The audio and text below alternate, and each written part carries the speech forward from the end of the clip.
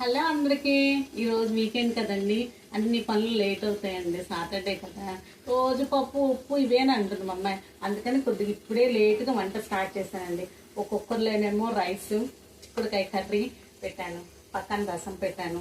నాకు ఏదన్నా స్పెషల్ కావాలంటుంది, అందుకని చుక్కకూరతో పకోడీ చేస్తున్నానండి. ఈరోజు ఏమి లేదండి, ఇందులోకి శనగపిండి, పచ్చిమిరకాయల తరుగు, చుక్కకూర తరుగు, కొంచెం కొత్తిమీర, బియ్యపిండి, ఉప్పు, కారం. మీకు స్పైసీకి తగ్గట్టు కారం తినేవాళ్ళు అయితే వేసుకోండి, లేకపోతే పచ్చిమిరకాయలతోనే సరిపోతుంది.